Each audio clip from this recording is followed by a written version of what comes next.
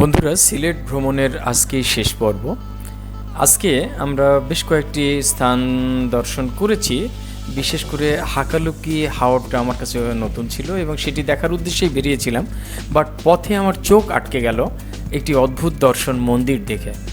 আমার কাছে একটি অদ্ভুত স্থাপনা মনে হচ্ছিল। এই জায়গাটি দেখার জন্য, বিশেষ করে চারপাশের সৌন্দর্য, এর স্থাপত্যকর্ম আমাকে হঠাৎ করে আমার মোটরসাইকেল থামাতে বাধ্য করলো। মোটরসাইকেলটি থামিয়ে গেট পেরিয়ে ভিতরে ঢুকলাম। আমার কাছে কেন জানি না মনে হচ্ছিল যে অবিশ্বাস্য, কারণ ওই এলাকাটা একটা গ্রামের মতো পরিবেশ।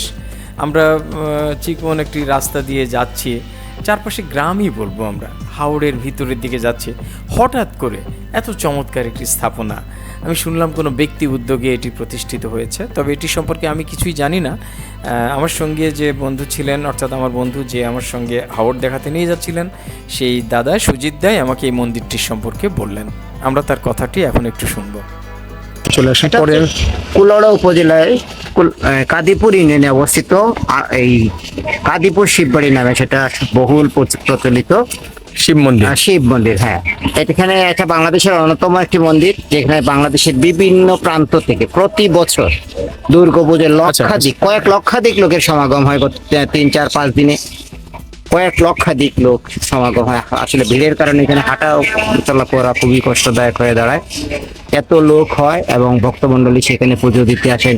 চট্টগ্রাম, ঢাকার, রাজশাহী, নওগাঁ, এমন কোনো প্রান্ত নেই বাংলাদেশের যে সব জায়গা থেকে লোকজন এখানে আসে।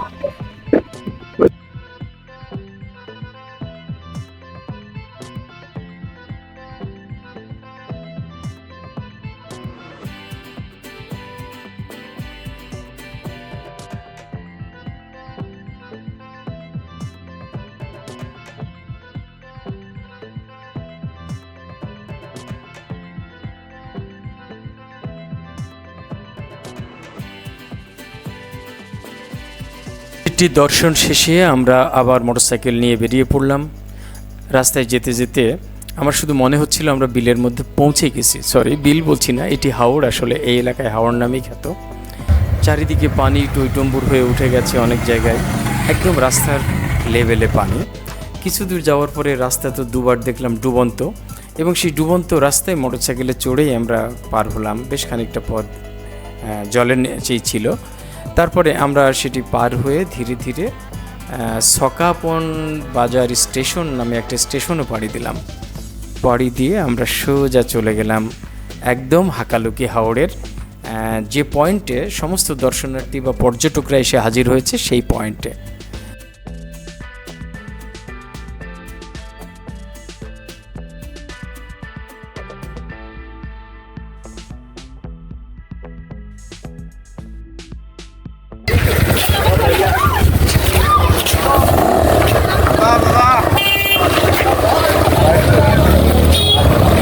কারে আইছো তোমারে? আচ্ছা, ঠিক আছে। ওই আমার সাথে একজন আছে, ওই যে সার্টে আজকে সাইকেল দিছি। এই যে মিজান আসছে, দেখেন।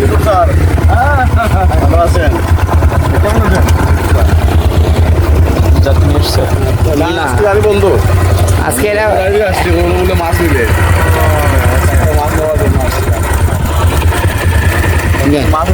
শান্তি রয়েছে সবুজ বৃক্ষরাজি, তার উপরে আকাশ, নীল আকাশ, আকাশে মেঘের বিভিন্ন রকম দৃশ্য, অর্থাৎ মেঘ দিয়ে তৈরি বিভিন্ন রকম দৃশ্য। এগুলো আমাদের তৈরি করা কল্পনার জগতের, যদিও কিন্তু মেঘের সেই অবস্থাটি তো থাকতেই হয়। সব থেকে যেটা ভালো লাগলো আমার, সেটি হলো একই সঙ্গে সূর্যাস্ত এবং ভিন্ন দিকে চাঁদের আগমন। আমি যখনই চাঁদকে দেখলাম এই সময়, আমার প্রচণ্ড ইচ্ছে করছিল যে একই সঙ্গে দুটোকে ধরি, কিন্তু এটা তো সম্ভব নয় দুই প্রান্তে। আমি চেষ্টা করেছি এটিকে ভিডিওতে ধারণ করার। ঠিক এই দিকে সূর্যটা ডুবছে, খেয়াল করবেন। আর একটু পরেই আমি ক্যামেরা ঘুরিয়ে আকাশের ভিন্ন দিকে যখন নিয়ে যাব, তখন দেখবেন যে অলরেডি চাঁদ উঠে গেছে আকাশে।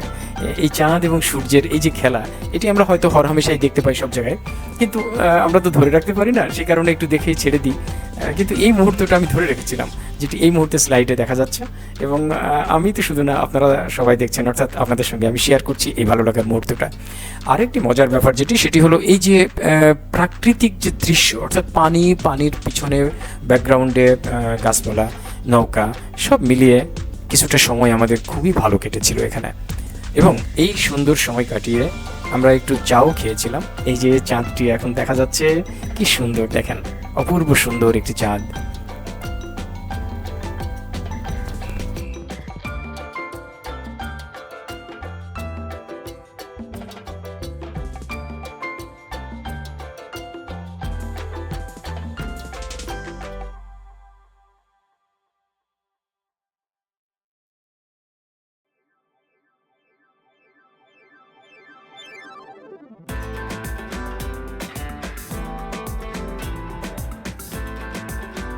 কিন্তু আমার কাছে সবথেকে যেটি ভালো লেগেছিল এখানকার, সেটি হলো শান্ত স্নিগ্ধ একটি চমৎকার জায়গা, যা দেখে আমার বেগম সুফিয়া কামালের সেই কবিতাটির কথা মনে পড়ছিল, সাঁঝের মায়া।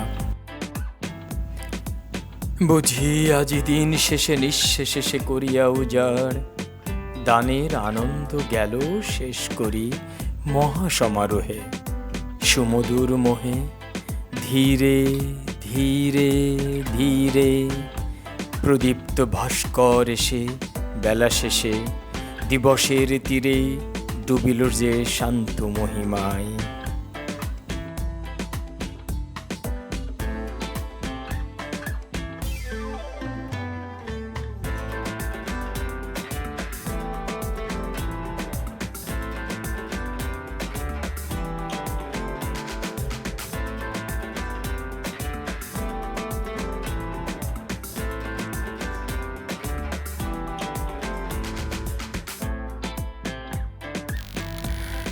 কুলাউড়ার মনোমুগ্ধকর প্রাকৃতিক পরিবেশ, হাকালুকি হাওড়, অন্যান্য দ্রষ্টব্য পরিদর্শন শেষ করে এবার আমার যাত্রা শুরু হলো সিলেটের উদ্দেশ্যে। কুলাউড়া থেকে সিলেটের দূরত্ব প্রায় 54 কিলোমিটার। এই পথ আমি গেলাম সিএনজি স্কুটারে। কুলাউড়া রেল স্টেশন থেকেই ছাড়ছিল এই মাইক্রোবাস এবং কিছু থ্রি হুইলার। তো মাইক্রোবাসে চড়ার পরেও দেখলাম থ্রি হুইলার আগে চলে যাবে, মাইক্রোবাসের যাত্রী হচ্ছে না। আমি বাধ্য হয়ে থ্রি হুইলারে আসলাম এবং থ্রি হুইলারে চড়েই আমি সিলেটের উদ্দেশ্যে রওনা দিলাম। সিলেট যাবার পথে প্রাকৃতিক সৌন্দর্য দেখতে দেখতে এই যে আমি পৌঁছে গেছি কুশিয়ারা নদীর তীরে। এই ব্রিজটি কুশিয়ারা নদীর উপরে ফেঞ্চুগঞ্জে। আমরা কুলাউড়া এবং তৎসংলগ্ন এলাকায় ভিতরে থাকা অবস্থায় যে সমস্ত নদীগুলো দেখছিলাম তার মধ্যে উল্লেখযোগ্য ছিল মনু নদী। এই মুহূর্তে আমরা দেখছি কুশিয়ারা নদী, সিলেটের অন্যতম আর একটি নদী কুশিয়ারা। আর সিলেট শহরের নিচ দিয়ে বয়ে গেছে সুরমা নদী। এই সুরমা, কুশিয়ারা এবং মনু এই তিনটি প্রধান নদী। বাংলাদেশের সিলেট অঞ্চল বরাবরই খুব প্রাকৃতিক সৌন্দর্যে ভরপুর, কিন্তু প্রতি বছর বর্ষাকালে এই আসাম এবং আমাদের মেঘালয় রাজ্যের, ভারতের মেঘালয় রাজ্যের উজানের যে পাহাড়ি ঢল, এই ঢলটি নেমে আসায় সিলেট প্রতি বছর প্লাবিত হয়। এবছরও তার ব্যতিক্রম হয়নি। আমরা দেখলাম একটু আগেই চারপাশে থই থই করছে পানি। যাই হোক, এই প্রাকৃতিক সৌন্দর্য এবং প্রকৃতির রূপ রস মাধুর্য আস্বাদন করতে করতে পৌঁছে গেলাম সিলেট বিমানবন্দরে।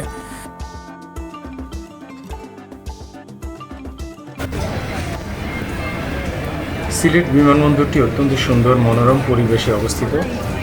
এর উত্তর দিকে আছে মেঘালয় রাজ্য, খুব বেশি দূরে না, অল্প একটু দূরে। আমরা একটা ড্রিম লাইনার 787-কে ল্যান্ড করে আসতে দেখছি বিমানবন্দরের নিকটে, অর্থাৎ বোর্ডিং ব্রিজের কাছে। খুব সম্ভবত এটি বাইরে চলে আসছে, খুব সম্ভবত আমাদের এক্ষুনি ডাক করবে।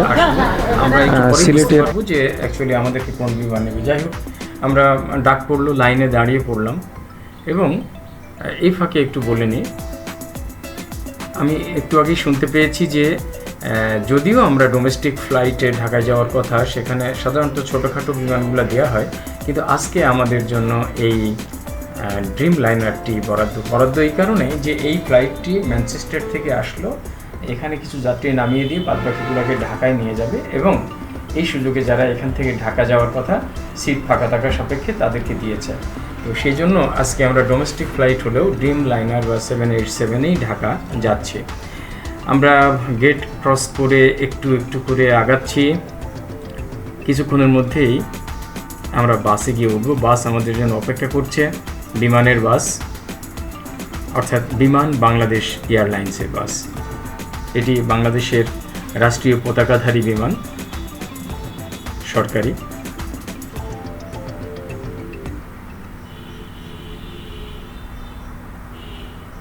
যাত্রী একেবারে কম ছিল না।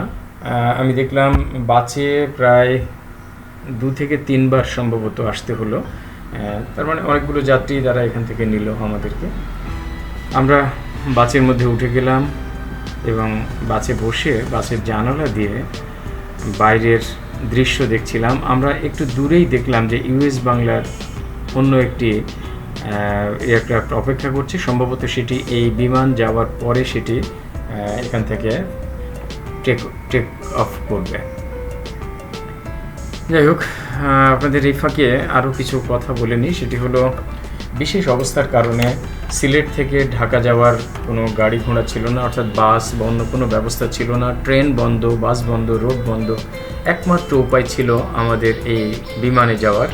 আর সেই জন্য অতিরিক্ত ভাড়া দিয়ে, যেখানে সাধারণ অবস্থায় 3000 টাকার মতো ভাড়া, সেখানে 4,500 বা 5,000 টাকা দিয়ে আমাদের যেতে হচ্ছে এখন সিলেট থেকে ঢাকায়। ঢাকায় কি অপেক্ষা করছে জানি না, সেটা সেখানে গিয়ে দেখব। তবে উভয় পথই আমাকে বিমানেই যেতে হবে এবং সিলেট টু ঢাকা, ঢাকা টু রাজশাহী, পুরো পথটাই আমাকে এই বিমানে জার্নি করে যেতে হবে। তার জন্য অতিরিক্ত টাকাও আমার খরচ হবে এবার।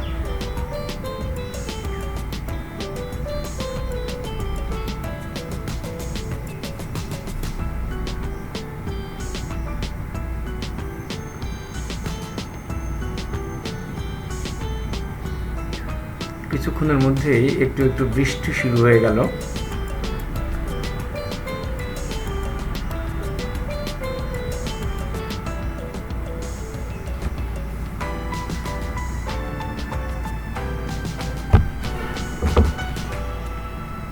যাই হোক, বাস থেকে নেমে বিমানের দিকে এগোতে থাকলাম।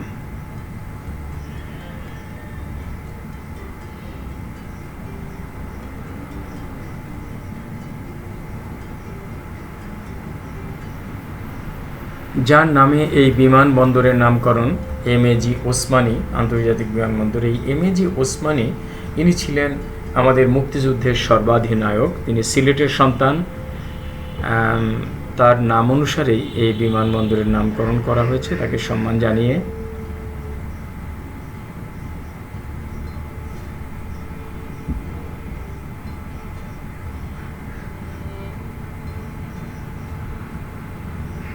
আমরা নিচতলা থেকে উপরে উঠলাম, বোর্ডিং ব্রিজ দিয়ে ঢুকবো বলে উপরে উঠে ধীরে ধীরে আগাচ্ছি।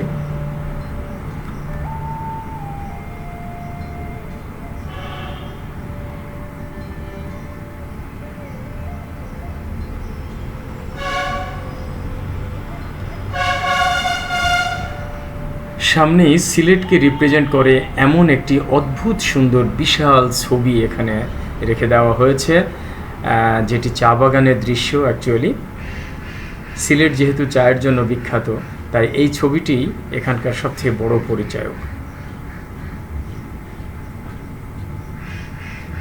আমরা বোর্ডিং ব্রিজের ভিতরে ঢুকে পড়েছি এবং বিমানের গেটের দিকে আগাচ্ছি।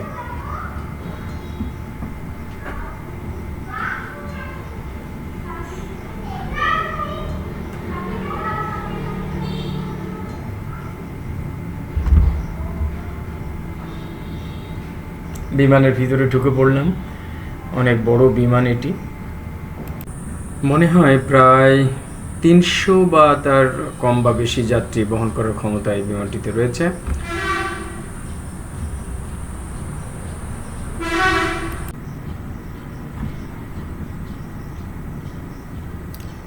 একজন বিমান কর্মী আমাকে টিকিট, আমার বোর্ডিং কার্ডটি দেখিয়ে আমাকে সিট নির্দেশ করলেন।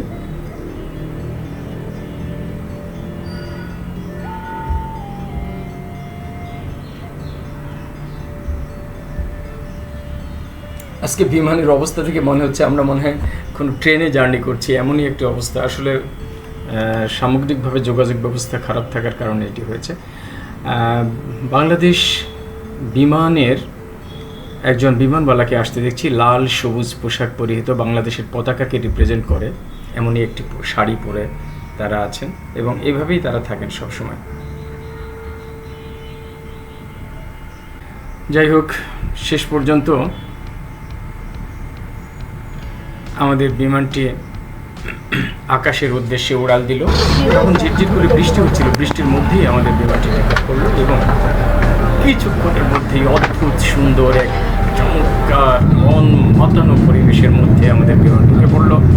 আপনারা নিজেরাই দেখুন, মনে হচ্ছে একটা বালিশ ছিঁড়ে ফেলে সমস্ত তুলোগুলোকে রুমের মধ্যে ছুঁড়ে ফেলে দেওয়া হয়েছে এবং সেই তুলোগুলো বাতাসে উঠছে, এমনই একটা অবস্থার মধ্যে দিয়ে আমরা এসেছি। অর্থাৎ এই যে মেঘ, এই দেখতে নিচ থেকে এতটা সুন্দর মনে হয় না সবসময়, কিন্তু বিমানে উঠলে সব মেঘই কেন জানি না খুব সুন্দর দেখায় এবং আজকেও তার ব্যতিক্রম হয়নি একটু।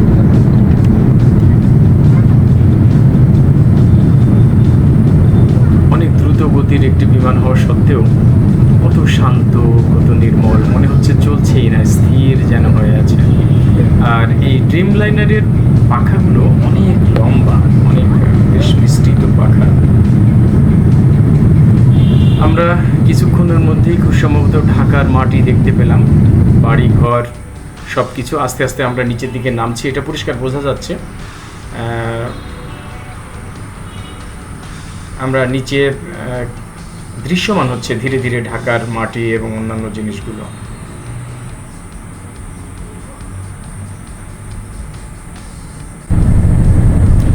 হ্যাঁ, আমরা স্পষ্ট দেখতে পাচ্ছি নিচে জলাভূমি, শহর, ব্রিজ সব কিছু পার হয়ে ধীরে ধীরে আমরা এগিয়ে যাচ্ছি রানওয়ের দিকে। শাহজালাল আন্তর্জাতিক বিমানবন্দর ঢাকাতে আমরা অবতরণ করতে যাচ্ছি। আমাদের বিমান সম্ভবত মাটি ছিল এবং এইমাত্র আমরা নিচে নামলাম। ঢাকা আন্তর্জাতিক বিমানবন্দরে নেমেই দৌড় শুরু করেছিলাম এবং অতি কষ্টে, বলা যেতে পারে ভাগ্যের জোরেই, একটি টিকিট ম্যানেজ করতে পেরেছিলাম এবং আমি ছিলাম সেই তালিকায় সর্বশেষ ব্যক্তি। ইউএস বাংলা ফ্লাইটের যে বিমানটি এই মুহূর্তে রাজশাহীর উদ্দেশ্যে ছেড়ে যাচ্ছে, আপনারা দেখতে পাচ্ছেন, সেটি রানওয়ে থেকে, ঢাকা বিমানবন্দরের রানওয়ে থেকে টেক অফ করেছে, এখন উপরে ঢাকা শহরের উপর দিয়ে এসে উঠছে। এই বিমানটিতে একটি মাত্র টিকিট, যেটির নর্মাল টিকিট 3 থেকে 4 হাজার টাকার মধ্যে বিক্রি হয়, সেই টিকিট আজকে আমাকে কিনতে হয়েছে 8,000 টাকায়।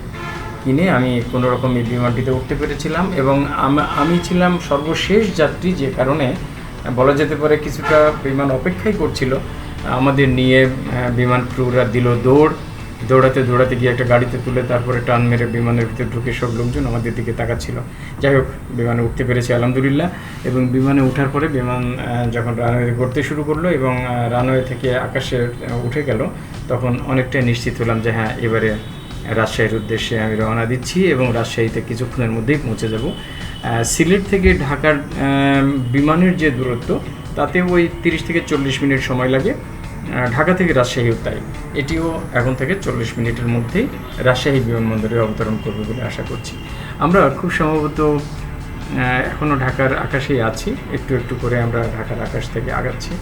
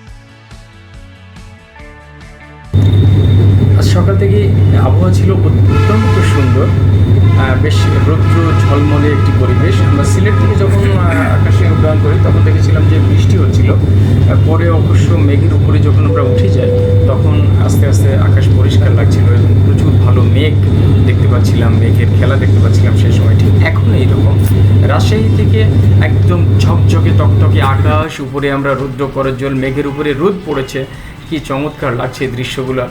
তাই মন খারাপ এবং শরীর দুর্বল বা ক্লান্ত থাকা সত্ত্বেও এই ছবিগুলো তুলতে ভুল করিনি, এবং ছবিগুলো তুলতে গিয়ে মাঝে মাঝে আমি ক্যামেরাটা অফ করতে পারছিলাম না, আবার মাঝে মাঝে তুলছি, বন্ধ করতে চাচ্ছি, কিন্তু আবার সেই ছবিটা তোলা হয়ে যাচ্ছিল, যে ছবিগুলো এখন আপনাদের সঙ্গে আমি শেয়ার করার সুযোগ পাচ্ছি, না তুললে হয়তো পারতাম না।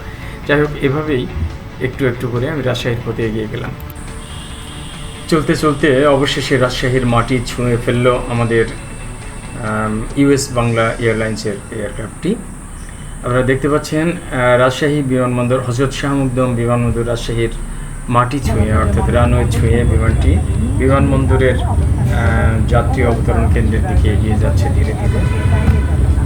সকল যাত্রীরা জাহাজের দরজার কাছাকাছি অবস্থান করছেন, তাদের প্রথম ধাপে জাহাজ থেকে অবতরণের জন্য অনুরোধ করা হচ্ছে।